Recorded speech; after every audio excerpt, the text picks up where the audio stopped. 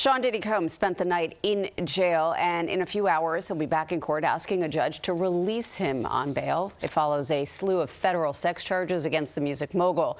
Combs' lawyers say that their client would put up $50 million for bond. He and his family have surrendered their passports, and he says he would agree to home detention with restrictions on visitors, and he would submit to weekly drug tests. Eyewitness News reporter Darla Miles live at the courthouse in Lower Manhattan. And Darla, it seems like he's trying to argue that he's trustworthy and can be released. That's right, Lauren. His attorneys are banking really on a different decision from a different judge today. This is the district judge permanently assigned to the case. His attorneys are expected to argue that he is eminently trustworthy, but federal prosecutors say that is the furthest from the truth. Sean Diddy Combs spending his first night in federal lockup at the Metropolitan Detention Center in Brooklyn. The 54-year-old music mogul undergoing an evaluation upon arrival to determine if he needs to be placed on suicide watch or in special housing because of his celebrity status.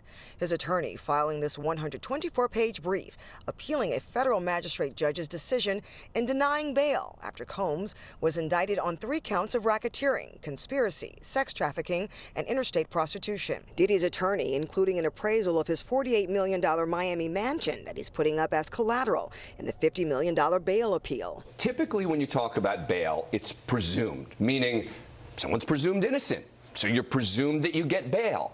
Not in this kind of crime. Tuesday, the judge determined that Diddy's substance abuse and anger issues means the danger is quite serious with his alleged history of bribery, coercion, and threats of violences to victims and witnesses. Diddy's first appearance in federal court yesterday typically would have been a 15-minute arraignment, but attorneys spent nearly 2 hours defending their position on pretrial detention.